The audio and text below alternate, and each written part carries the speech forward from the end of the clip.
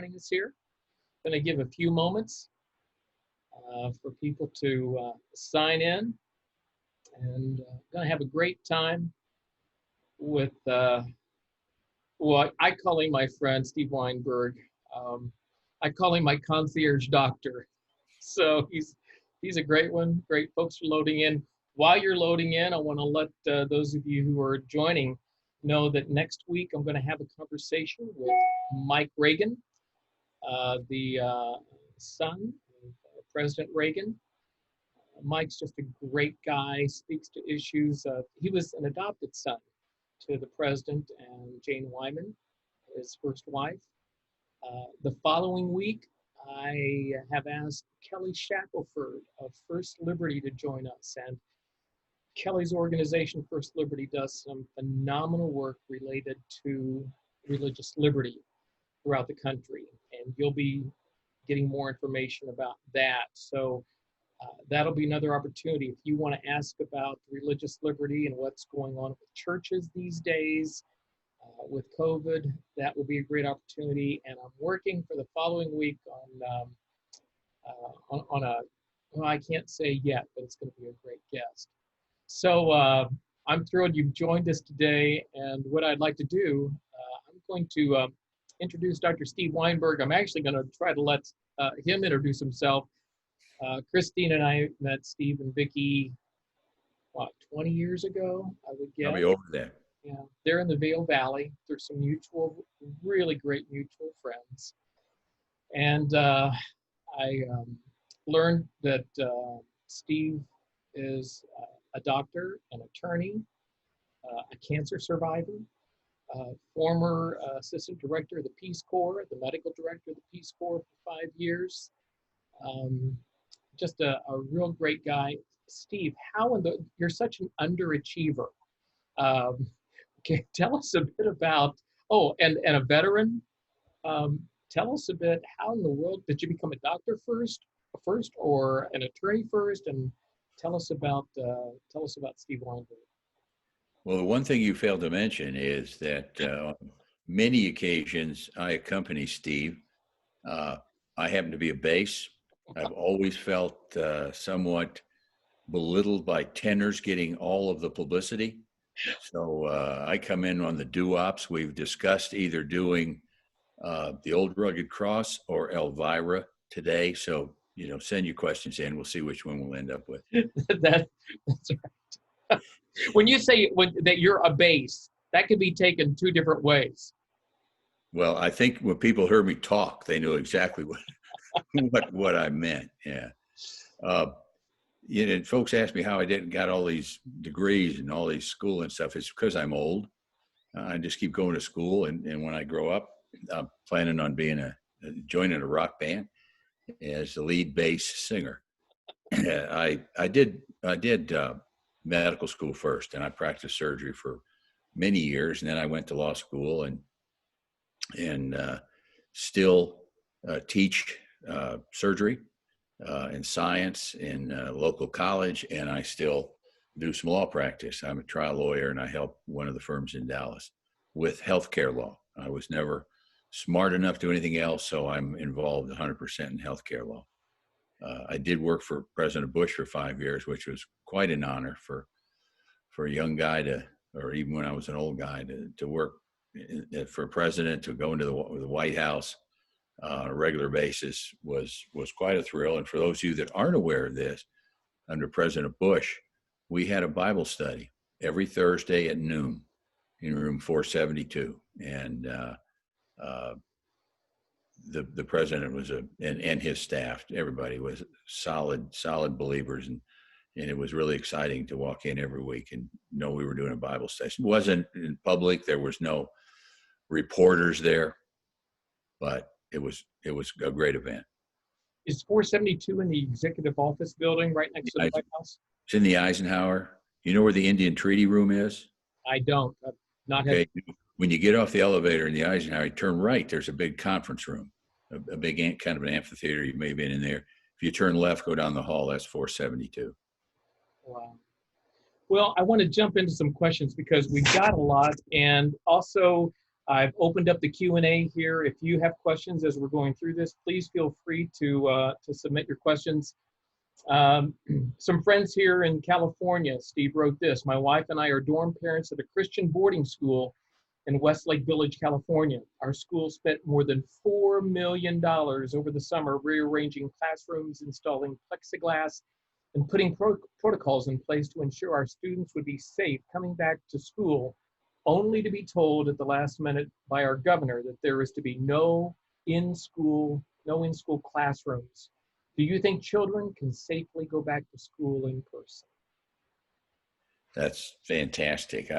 What Steve didn't mention is I've also been on Fox Television, Fox News since early in the pandemic, and in my last time I was on with Shannon Bream, Fox News late at night. The question was, can or should kids go back to school? I'm 100%, 110% behind kids going back safely, and there lies the magic word. I have 6 grandchildren. All of them bitterly complained about what it was like being online school. They're all, most of them younger, learned nothing the spring semester. Their parents going nuts. It was just a bad situation. I teach school, but I teach college, and I will be online this semester. But I think when students couldn't go back to school safely, they should go back to school. A lot of what kids get out of school isn't from the textbooks. It isn't from the teacher. It's from the interaction they have with other kids. That's probably half of what they learn growing up. It sounds like this school that they're talking about did a wonderful job. I know in California, the teachers are, at least the public schools, are a little bit upset, and they don't want to go back to school. And so there isn't going to be any public school. In many parts of the country, I've got grandkids in Tennessee, I've got grandkids in Texas, and all of them have gone back to school, but they're in private schools. The public schools there have not gone back. But the schools can be made safe.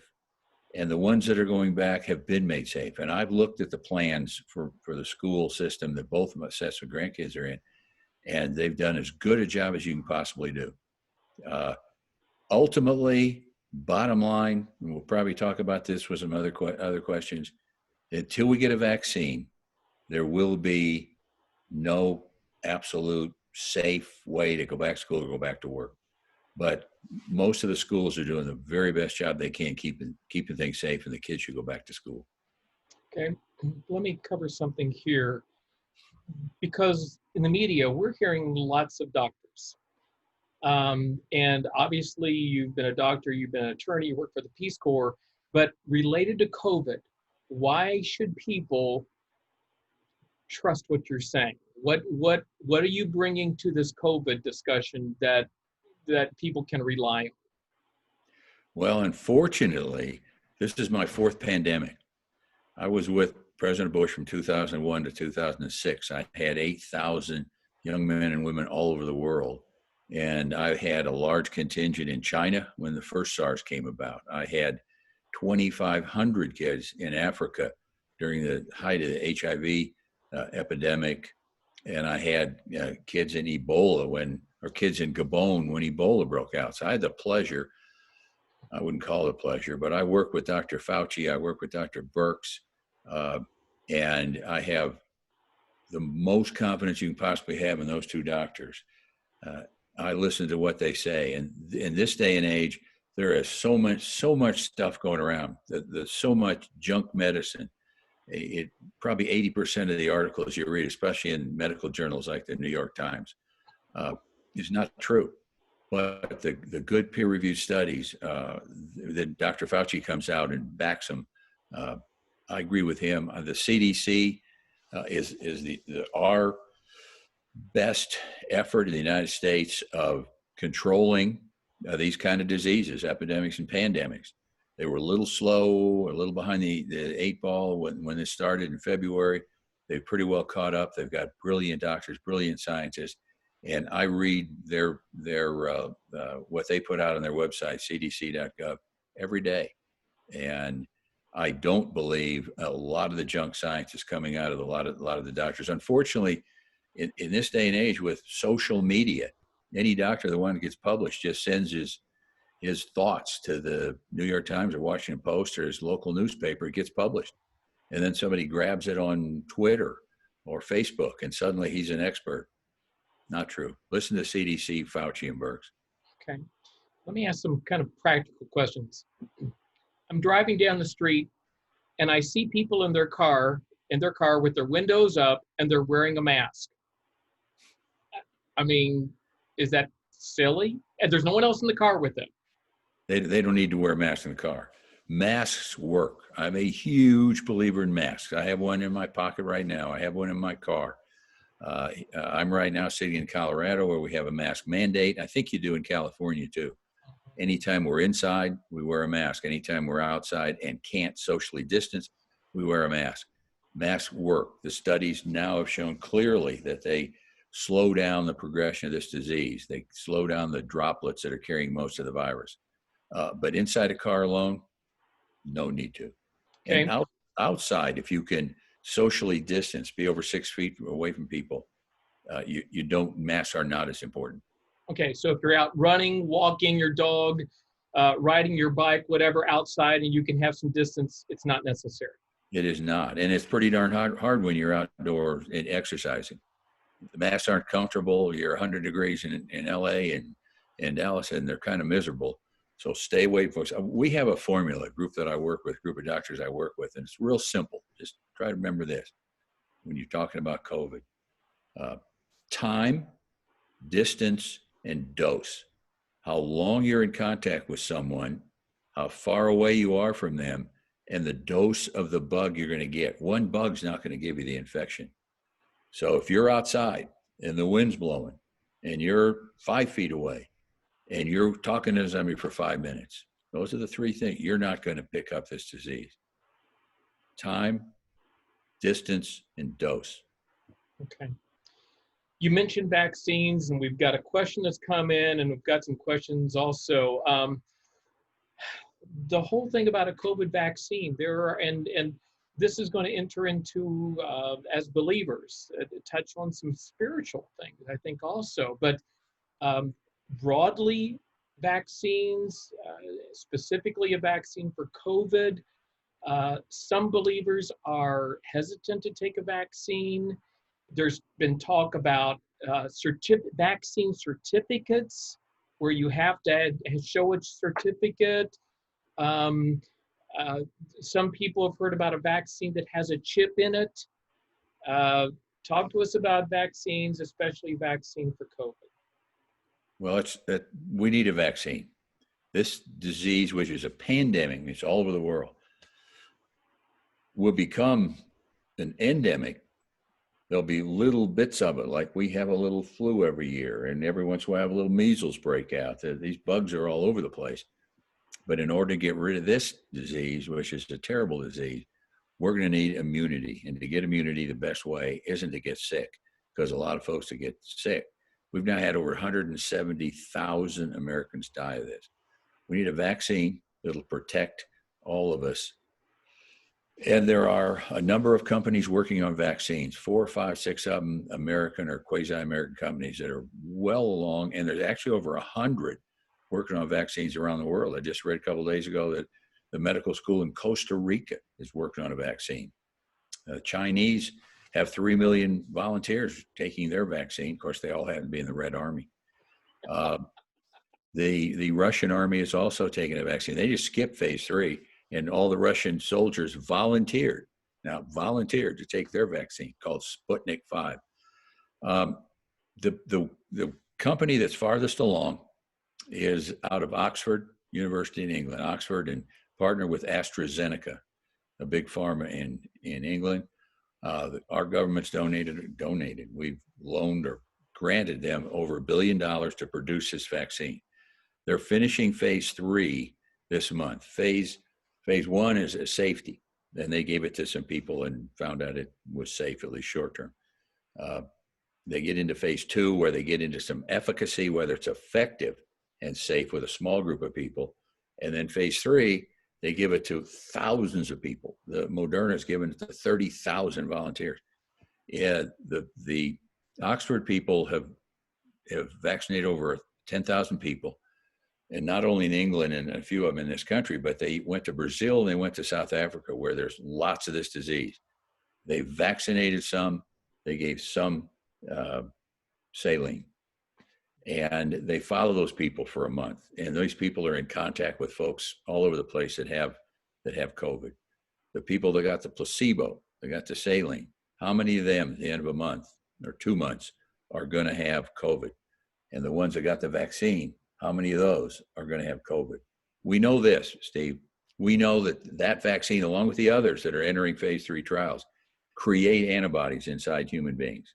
Give you a shot, measure a month later, you got antibodies. What we don't know is, will those antibodies protect us from COVID? If we get exposed to COVID, will that antibody inside our body protect us?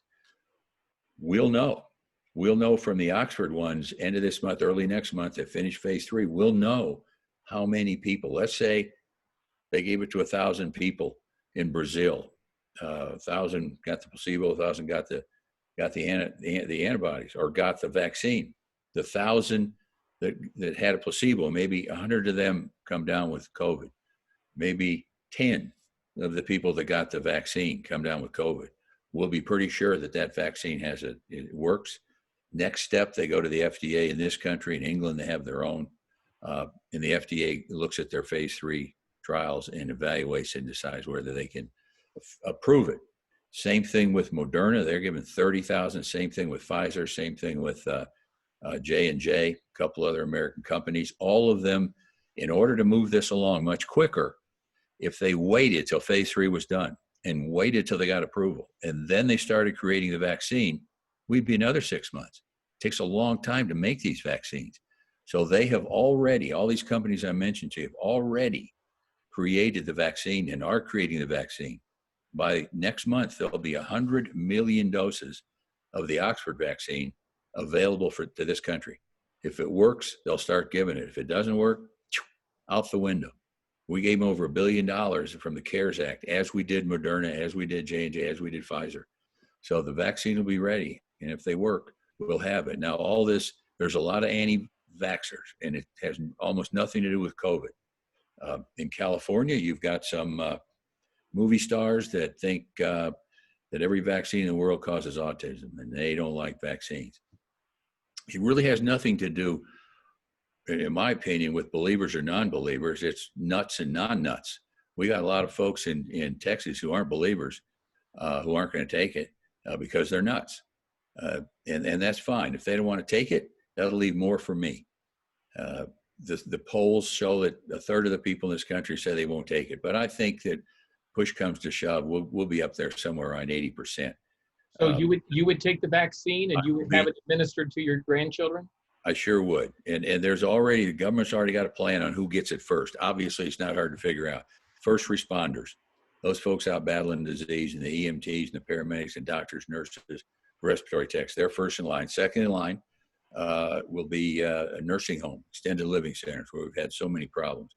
Third will be, I'm in the third category, with over 65, potential high, comorbidities, high-risk folks. Next, and maybe the number 4 should be number 3, students and teachers. We talked about going back to school. The teachers are more at risk than the students. If we can get the students and the teachers vaccinated, schools will be fine, 100%. Every kid's back, every teacher's back. So, and this stuff about chips, I mean, I've heard it. So much garbage, it's hardly even worth talking about. It's the same people that talk about the government putting a chip in your, wherever you get the shot, are the same people that don't believe John Wilkes Booth shot Abraham Lincoln, or that Lee Harvey Oswald shot Jack Kennedy, and there's still a bunch of people up on the grassy knoll in Dallas waiting to shoot anybody they came across. They're conspiracy theorists, and they couldn't be wronger, if I can use a term that I use with my grandkids. I think you've laid that out there. I heard a lady share the other day that how absurd it seems to her that she's getting ready to enter a restaurant. She's not wearing a mask. She's outside. She puts on her mask before she enters the restaurant. She walks 10 feet, sits at the table, and takes off her mask. Can you speak to the absurdity of that? Help us understand how that makes any sense. Well, it's something like wearing the mask when you're driving down the street in your car. I don't, just me personally, I don't go inside any restaurants. Since March, I've only eaten outside. LA, I don't think you can go into a restaurant. They're all outside. And where I am, in most places in Texas, you can have some people, 25%, but most people are eating outside. Wonderful little town hill called Frisco closed down their main street. The main street in town, blocked it off on one end, blocked it off on the other end. Every restaurant in town moved out in the street, put their chairs up and their umbrellas, and everybody eats outside. Much, much safer to be outside. But if you go inside, wear a mask. Wear a mask when you're inside. Take it off when you're eating. I don't know about you, but it's really hard to get that soup when you got a mask on. I've seen some that have a little opening in there, a place for a straw. Ridiculous. That's, those masks are supposed to block things. So take it off when you're eating. But other than that, if you're inside, you ought to have a mask on. If you sit inside a restaurant, here's what I have a great fear of.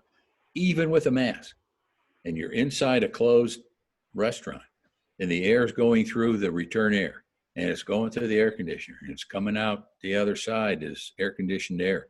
Within an hour, you're breathing everybody's air inside that restaurant, especially those that are near the return vent or where that's coming out of the wall. And I don't want to breathe other people's air. In this day and age, 40% of the people with this disease are asymptomatic. You don't know the person 6 feet away in that other table is asymptomatic and have the disease. So I eat outside.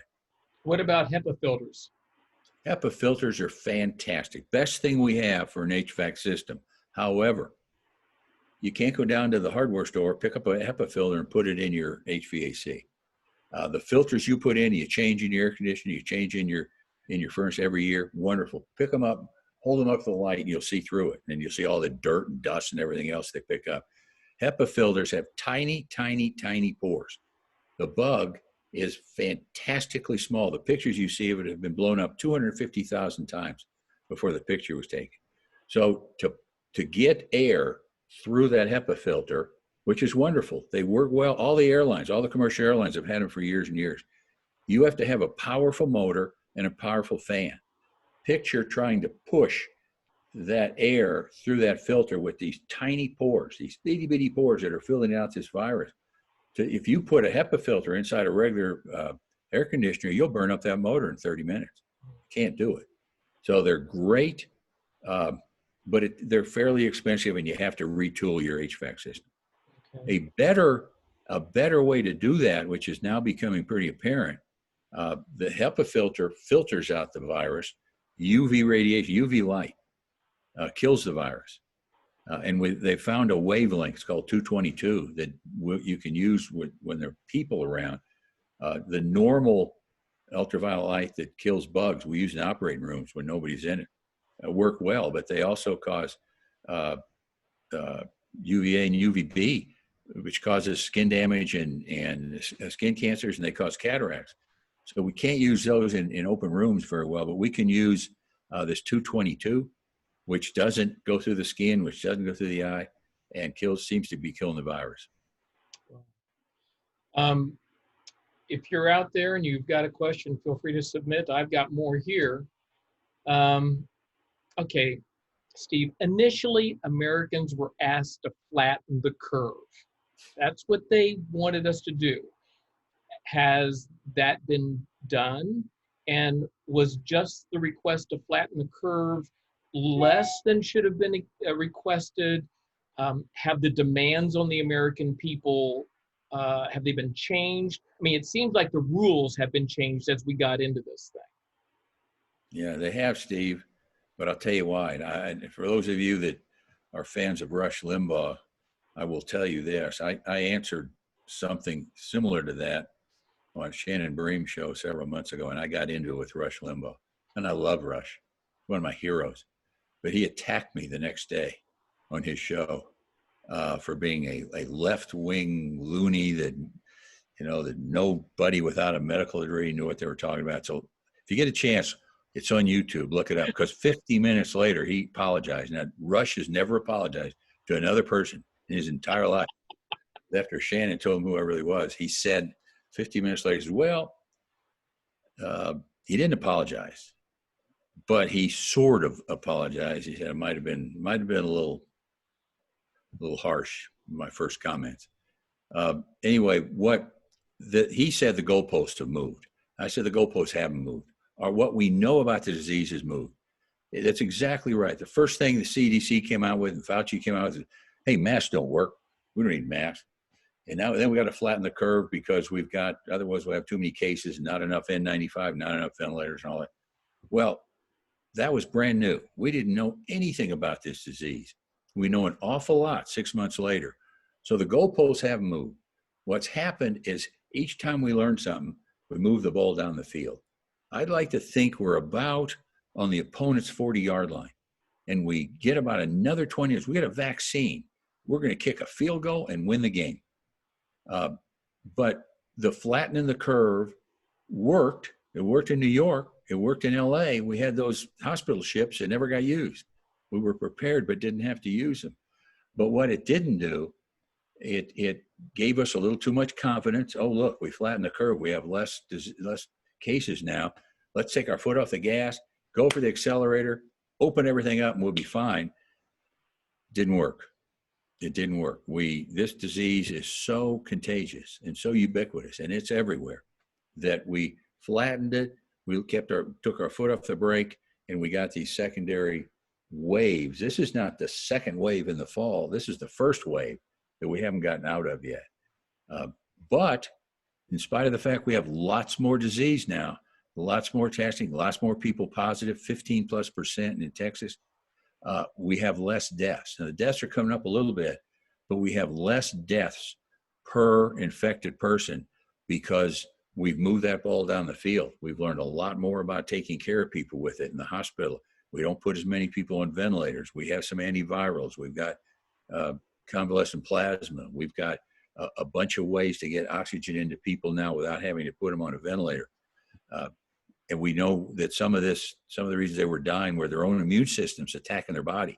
We now know when to intercede with that and when to block that. So a lot less people dying.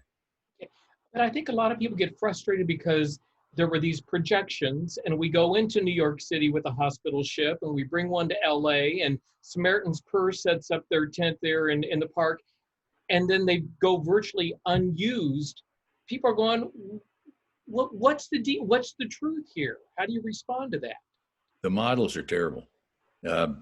What I say, computers only as good as the information you put into it, and the information that they put into these models. They put in the number of cases and how many died and what men, women, blood types, put all that in there. And then they have an algorithm. Based on that, this is how many people are going to die. Well, as they entered that data, we got smarter and smarter and smarter and smarter. Some of the early data said we were going to have 2 million cases of this. And if nothing had been done, maybe we would have had 2 million cases. But as soon as we start figuring out what was going on and taking care of people and sick people, we don't have 2 million people. And they got down to where it said, okay, we're going to have 60,000 people die. But that was before we had this in June. So when this came about, suddenly they went from 60,000 to 300,000. Right now we're in actuality 170,000+ deaths. Truth be known, the models are not great. If you rely on models, watch television tonight, watch your weatherman, and he'll predict the weather tomorrow and for the next week, and just see how good he is. See how he when it rains tomorrow, and he said it wasn't going to rain. He didn't come in tomorrow and say, I missed it. Oh my gosh. He just goes on with something else. And he's got more information than about the weather than we do about COVID. And we're getting smarter in COVID. And the models are getting better because we have more information. I still don't pay much attention to it. Okay. So supposedly the United States has, is it 3% of the world's population, or what? It's pretty low compared to the number of cases we have. Okay, but on the news, they're talking about how terrible we are doing with such a small percentage of the world's population? Can you respond to that? Yeah, we have 330 million people. There's about 7 billion in the world, so you can understand the math. You remember, you all watch football on television, and people in the stands have those big foam rubber hands that we're number one. We're number one. Well, we are number one. Sadly, we are number one. We have more cases, more sick people, and more deaths than any place in the world. We are number one, and it's sad. I can give a few reasons for that. This started, I call it China virus. I agree with the president on that. Started in China. They got control of it quicker. All over Southeast Asia, they got control of it quicker. Japan, big country, has had about 1,000 deaths. Vietnam, maybe none. Southeast Asia, for those of you that have been there, people are used to wearing masks. They wear them all the time. They don't shake hands. They bow. What you saw in Thailand, they bow. They don't shake. They never have. You ask them why? Well, you don't know where that person's hand's been, so they don't shake it. You go to Japan or any of the Southeast Asian countries, walk in a house. What's the first thing you do? You take your shoes off. They lead a different life, a different culture, a cleaner culture, if I'd have it there. Europe closed down hard. Italy and Spain got whacked, and all the EU closed down hard, and they shut down COVID. Now it's come back. They're getting into their later wave because they've opened up. I'll accuse all my Texas buddies. We're a bunch of rednecks, and most of us didn't pay attention to wearing a mask or socially distancing, and lots of young people are still that way. When this curve went like that in June, it wasn't the churches. It was the bars and clubs and young people going out and having a good time. So we are number one, and we shouldn't be. We've got the best science, but the least people paying attention to what we need to do to mitigate this disease. So are you saying that more Americans should have immediately worn a mask? Is that what a lot of this is caused by? Yeah. Worn it and kept wearing. If we just started wearing masks in April and still wearing them today, we'd have a fraction of the cases that we have. And masks, social distancing, wash your hands, these are mitigating factors. They are not going to get rid of this disease. It's still going to be endemic until we get a vaccine. But we can lower it. In California, your data that I've seen as recently as yesterday shows your curve going down now. When you got a good mask mandate and people start believing it, you're going down. So I hope that continues. Talk to us about numbers, because it's hard to sometimes understand what the truth is. They talk about a cure rate. They talk about an infection rate. There's everybody, it seems like news media will put their spin on it and use a particular number. To talk to us, and in that also, talk to us, compare this virus, the COVID virus, to the flu. Or are we over? Yes, there's big infection, but have we overreacted to this thing? I love that question. I can't tell you how many times people have told me, well, this is no worse than the flu. Look at how many million people died of the flu last year. We've overreacted. Well, that's baloney. The average number of people that die in this country, the flu, in a year, 30,000 maybe. Sometimes smaller, sometimes more. Let's use that number, 30,000. We've already had over 170,000 deaths in less than 6 months. So this obviously worse. And of the 30,000 who died, here's a really interesting statistic that you won't see people that think it's the same as the flu tell you. How many of those 30,000 had a flu vaccine that year? Nearly none. The people that die of flu are people that don't get vaccinated. And the vaccine isn't perfect. Flu's not perfect. It'll immunize some people, and they'll have no disease. Some people have a little bit of flu, but it'll be attenuated because their immune system is used to it. In older people, it doesn't work quite as well. But this is not the flu. This is many, many, many times worse than the flu. So that's an easy part to answer. The rest gets a little more complicated because we don't know. We now have well over 3 million cases. Let's call it 4 million cases and 175,000 deaths. Is that the death rate from it? We don't know. We don't know how many people have really had it. 40% of the people are asymptomatic. To find out the death rate, we think in flu it's 0.1, 1/10 of 1%. We don't know it. We don't know if it's 1/10, 2/10, 4/10, 6/10, 3%, like WHO said. In order to know what the death rate is from this disease, we have to know how many people have it and how many people died of it, numerator, denominator. We don't know yet how many people had it. We'll get closer and closer. And the best scientists now think that the death rate is, I'm going to pick a number that could be plus or minus, but 0.4 of 1%, 0.4. Not very high, 4 times as high as the flu. And the flu should be pretty close to 0 because we don't have a vaccine. So if we get a vaccine for this and we get it down to under 0.1, we'll be better off than the flu. But we need to know those numbers, Steve. I can't give you an exact number. That's why it's confusing to everybody.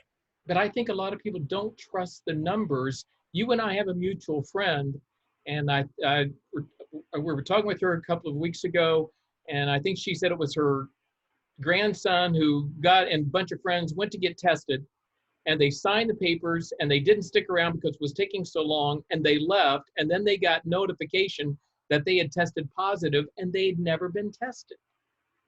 Yeah, I heard that, as you know, Hempstead, Texas. I don't believe it. I would have liked to talk to each of those people. I suspect that was second or third hand information. I would like to talk to them personally, and I would like to talk to the testing center. The data is not perfect. The other thing you hear is that how many of those 175,000 people who died of COVID, how many died with COVID, is one who signed death certificates. I understand where that's coming from. Those numbers are actually pretty accurate. There are probably a few people that died with COVID, but not from COVID. There's probably some people who died for another cause or died of COVID and another cause was put on their death certificate. I think those probably balance. There's probably a few on one side, a few on the other side. Numbers are pretty close. I signed death certificates, unfortunately, for a long time. And unless someone had an autopsy, you weren't 100% sure what they died of. So when you sign it, you put down what you think the cause is, and then relate it to it. You put 3 or 4 causes underneath it.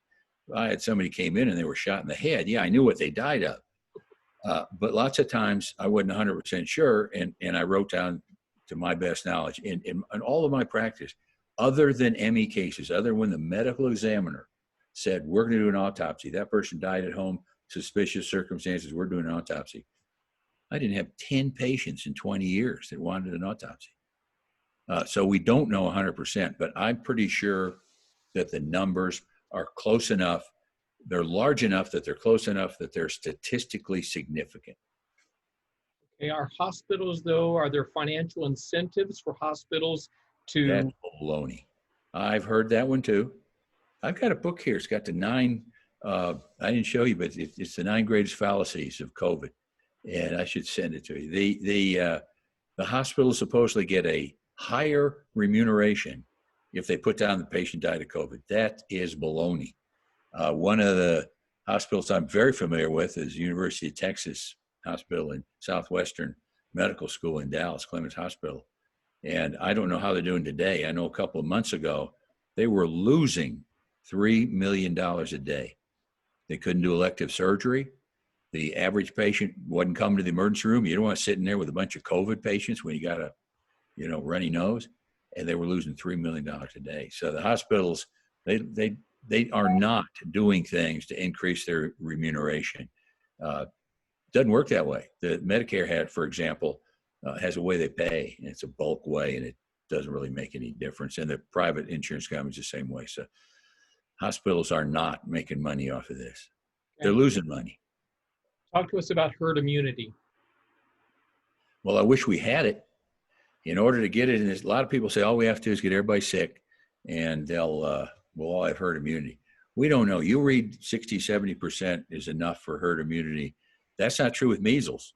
Measles has got to be over 90%, and this is closer to measles in its infectious nature than any other disease we have. So it may take 90%.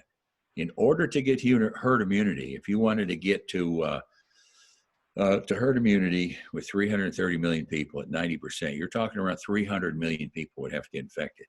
300 million people with a mortality rate of, let's say, 1%, because I can do the math. That's why I say 1%. That means 3 million people would die. Is it worth? Do we want 3 million Americans to die of this to get herd immunity? I don't think so. Not if we can have a vaccine in the next few months. But would they die, or would they could they be asymptomatic? Does it mean that they die? If we had 3 million people that got the disease, 120 million would be asymptomatic, but 1% would die. Call it 0.5%. That's 1.5 million.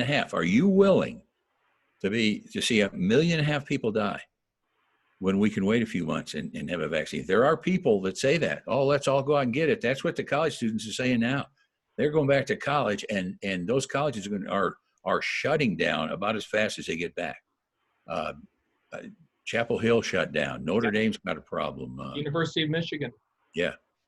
The kids are going back and having a good time. And I was a college student. I'd have done the same thing. I know it, but I'm really sorry now that I have to admit it. You brought vaccines back up again. Where would you, where in the pecking order would you be allowed to get a vaccine? We got first responders first and so forth. Where do you fall in that order? I think I fall fourth right now. Okay.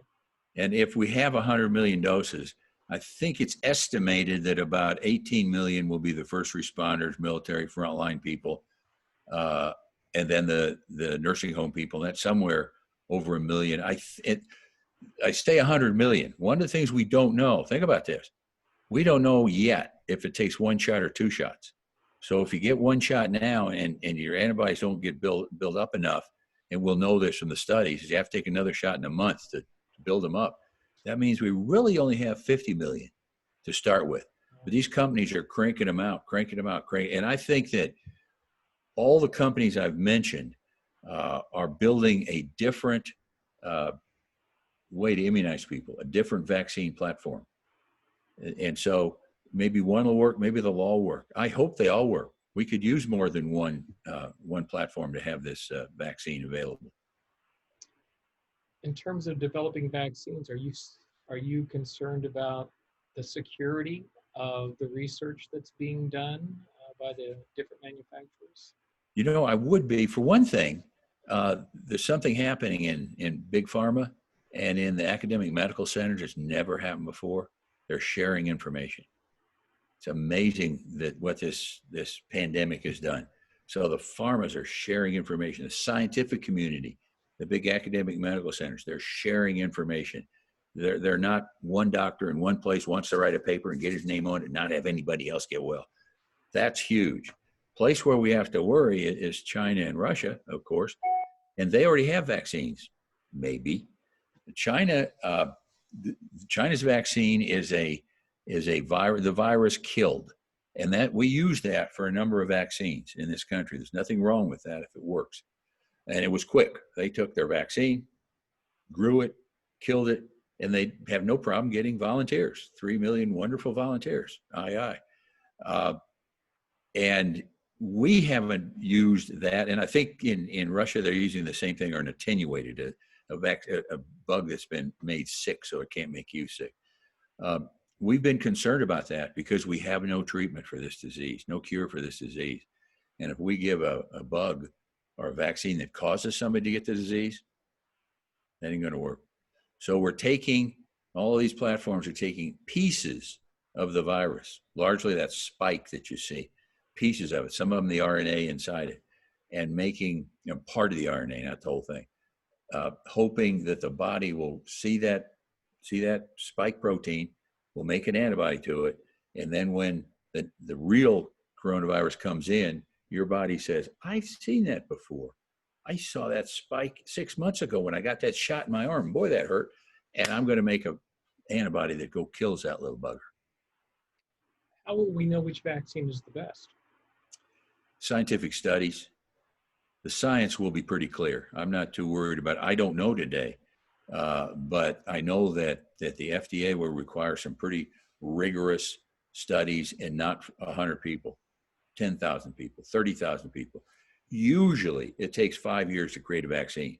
We give it to thousands of people and follow it for years. Well, we don't have time. And so we're not skipping steps, especially in making the vaccine now. I guess you call that a skipping step, but if you make it and yours doesn't work, you throw it out. You don't give it.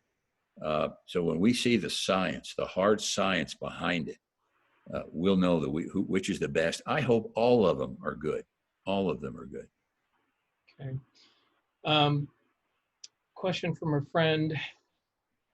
Ask the doctor when he sees any time that churches and choirs can sing together again. I mean, this really impacts you and me, Steve. We can't do our duet. How many plays have we been canceled? Exactly. Well, quite seriously, all of my engagements for March, April, May, and June, actually everything in my calendar has been canceled until December, and I'm not even certain that those 3 concerts in December are gonna happen, because you're thinking about the proximity of an audience. One of these is an orchestra concert. The symphony is concerned about putting these people in the same room. I know there's a study being done by the University of Colorado that's sponsored by the High School Federation, Federation of High Schools, and the Clemson Marching Band is behind it. The American Choral Directors Guild is behind it. But it's supposed, the final results on that aren't supposed to be out for a month or so. But when do you see not only choirs but just believers being able to come together and sing again? Obviously, some of the pastors here in California have already made that decision. Yeah, I hope they don't spend much time in jail. I don't have the problem you have. I'm still doing all my concerts. In fact, if you want to come by the house, I'll be in the shower tonight. No, that's okay. Trust me. Okay, please stay out, but you'll hear me. Those are all of my concerts are done in the shower. I've got that bar soap, that soap on a rope, works great. I think the answer to your question is now, in the right situation. I go to church here in Vail. The Vail Church has an outdoor church, a place you're familiar with, at Four Eagle Ranch. They can have 175 people. They do. Their praise and worship team. I had a little chat with Craig Smith, and they've separated them 6 feet apart. And we're outside and we're singing. I love the hymns. You guys, do other. I love the hymns and I'm singing. But I'm the only person within 6 feet of me is my wife. We're all scattered out. In California, where you have beaches, where you have beautiful outdoor facilities, I know they're having problems, and I wish the governor of Nevada treated churches like he treats casinos, but outdoors now, period, exclamation point. And I think you could sit some of these symphony people far enough apart if they were in the LA amphitheater, Hollywood out there, it'd be fantastic. Inside, where we're all together and all crowded together, I can tell you exactly when we can do it, when we have a vaccine. Okay.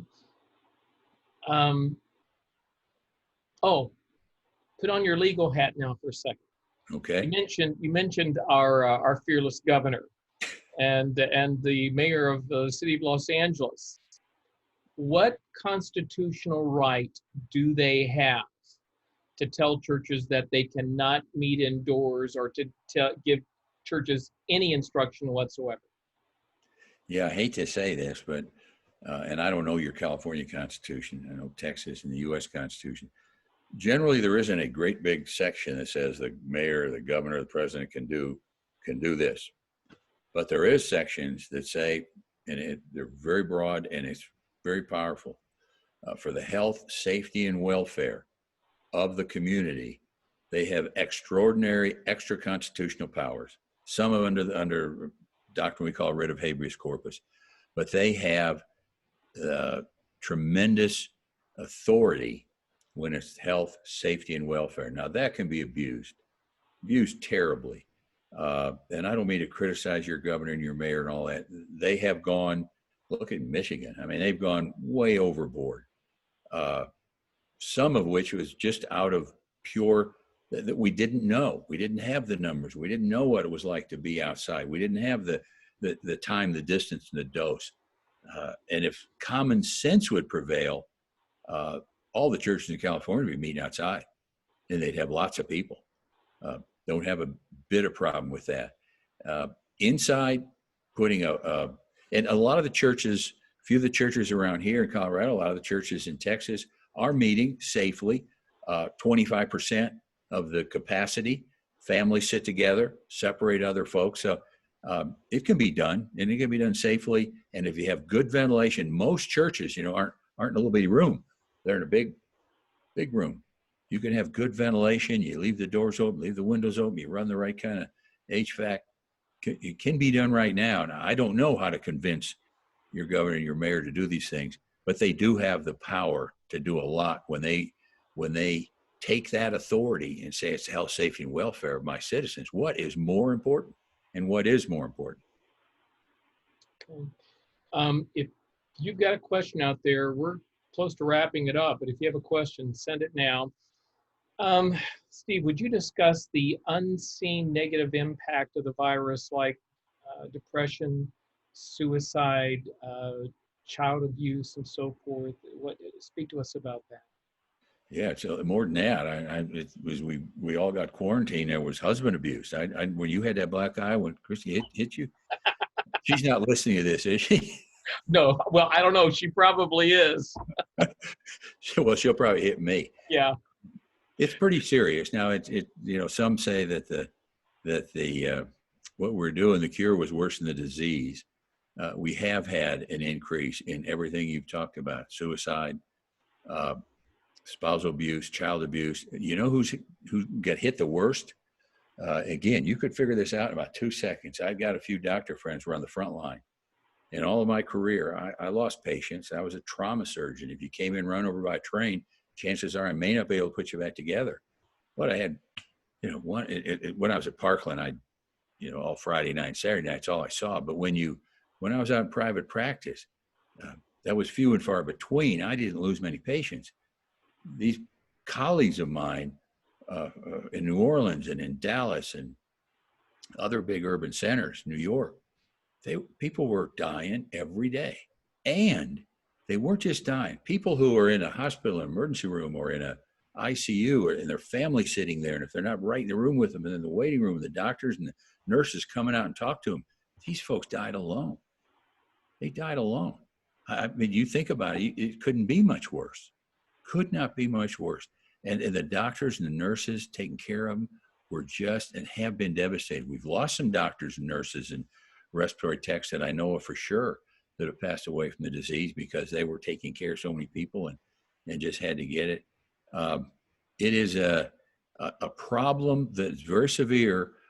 That's the kind of problem we'll see more a year from now when we do our postmortem and look back at COVID and say, look at what it did to us. Not only did it destroy our economy for 6 months, not only did our GDP go down 30 or 40%, but look at the suicide rate, look at the rate of child abuse, and we'll get a good look at it then. Right now, it's when I'm talking about it anecdotally, because I've got friends that I can't hardly talk to. They just say, Steve, I don't want to talk about it. As we kind of start to wrap up, what here in the United States, what did we do right? And what could we have done better? Well, the right is pretty easy. The president shut down folks coming from China in late January before anybody else really even thought about it. It got criticized tremendously. Now everybody thinks that's brilliant. Then he shut down tourism. We're not talking about American citizens, but tourism from Europe because, well, you think he shut it down in some of the countries, Spain and Italy first, and then most of Europe. All of that was very helpful. We almost over-prepared, which was very good. We used the hospital ships. We used tents. We used Samaritan's Purse. We used a lot of things. Else, we used a convention center. It didn't even need it. We were prepared to take care of sick people. What we didn't do, and it's largely because we didn't have the science behind it early on, we didn't wear masks when we should have. The President of the United States is the commander-in-chief, but he's also the leader, and people look up to him. If he would have had a mask on, and he wouldn't have gone off about this hydroxychloroquine being the greatest thing that's in sliced bread, and would have listened to the doctors, and in his press conferences would have put Fauci and Birx out instead of him, we could have, and if we would have followed Fauci's design in how to reopen the country slowly, 30 days, phase one, 30 to 60 days, take a look, and do another 30 to 60. We opened up too fast. We opened too early, too fast, and didn't follow the best guidelines that our best scientists proposed. Now, that we weren't going to do away with this disease till we have a vaccine, but we could have done better. We could have done more like Europe. Okay. You mentioned hydroxychloroquine. Has that been maligned inappropriately? Is there some value with that along with zinc and the Z-Pack? You're going to make some people really mad, Steve. I hope so. I hope that if they've got any in their on their shelf, they take it back to the drugstore. They won't take it back. They throw it out. All of the good data shows that it didn't do any good treating people late in the disease. So we moved, well, how about fairly early in the disease when they go to the hospital before they're on a ventilator? Didn't work. Okay, let's try it when we really would love something. And I said this on television a bunch of times. We need a Tama-Corona. We have Tamiflu. If you take in the first 48 hours when you get flu, you'll usually ameliorate the disease a lot. So I kept saying on TV, we need a Tama-Corona.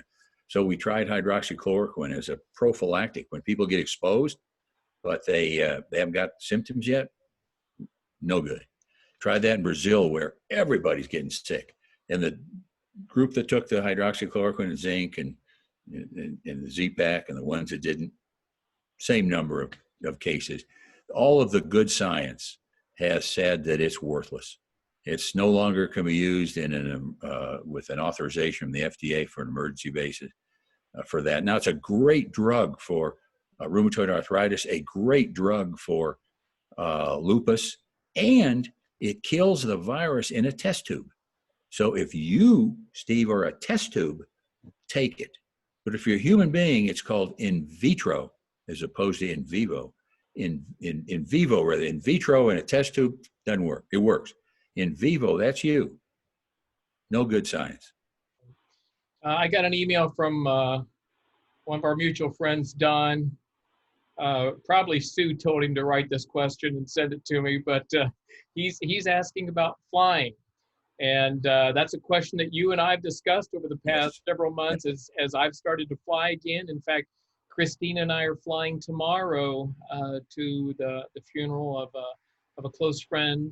Didn't die of COVID, died of cancer. But talk to people about flying. I have a lot of clients that I've been advising on what to do and not to do during this pandemic. And you and I talked about flying, in my opinion, had to be one of the safer things we can do. I sure wouldn't get on the metro in New York City, the subway rather, the metro in Washington, but I would get on a plane. The planes have always had HEPA filters, and the air in a plane doesn't go front to back or back to front. It goes top to bottom, gets taken out of the bottom, back in the top. So somebody breathing behind you, it isn't coming to you. It's getting sucked down, goes up through a HEPA filter and back. Everybody on the plane is wearing a mask. All the crew is wearing a mask. They're not serving things to you where you could pick up something off a tray. The only people that you have to worry about are literally the person within 6 feet of you, right or left. Person behind you, maybe they're 3 feet away, but they have a mask and they're breathing the back of their seat. The back of their seat is a great backstop. You're not getting any bugs from them. So the only ones you're going to get because of their ventilation, because the way the seating is right next to you within 6 feet or so. And the planes have really tried to stay clean. Filter system's good. Some of the airlines are still keeping the middle seat unoccupied. Some of the people I advise have the ability to buy 2 first-class seats. They're loading them from the back to the front so that you're not walking by people like we always did, and they're putting their bag out back to the front. You get out front to back. So if you're sitting in first class and you're a businessman and you have nobody next to you, you're safer there than almost any place. I think airline travel is about as safe as you can get. Now, wear the mask in the airport. And most of the airlines now, when they used to call, okay, group one, and everybody huddles around the entranceway. They don't do that anymore. You space out when you get on. I think it's a safe way to travel. Okay. Steve, I can't thank you enough just for straight talk, because I think it's difficult for many of us, whatever the news source we listen to get straight stuff. Hey, if you're watching and you've appreciated this, like, do a thumbs up or send a note if you want on the, make a comment, or send me an email afterwards, steve at steveamerson.com. I think this has been one of the most profitable hours that I've spent in terms of this. So, Steve, I want to thank you for giving of your time. And I want to close this, as you've seen me close virtually every one of these webinars. Heavenly Father, I thank you for Steve Weinberg and for the wisdom that he's brought in this time, for how he has served our nation in a variety of ways, in a variety of positions. I thank you for his medical knowledge, for his legal knowledge, for his intellect.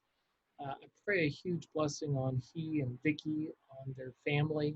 I thank you for his friendship and just his encouragement to Christine and me and to our family, and his constant asking even about my grandsons. And so I thank you for his love and encouragement. Pray you bless him today, and I pray this in Jesus' name. Amen. Steve, you know how when we're together, I always do something too. And your audience knows this. Steve is, he prays for everybody in the country. And he's one of the great ambassadors of our Lord. And I don't think enough people pray for him. You know, Steve, you don't know, Steve and I are related. We both have grandsons named Hudson. So in a Jewish word, I'll use, he and I are meshbuka.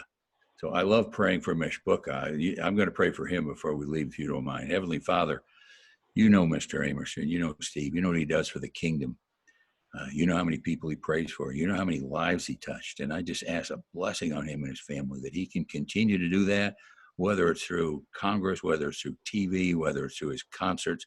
Wherever he is, he's a heck of a witness. When he's on that plane, Father, I know he's going to have his Bible out. He's going to witness to whoever's near him. So just give him the love and the blessings and the grace that he needs to go forward and continue his work for the kingdom. I pray it all in Jesus' name, Father. Amen.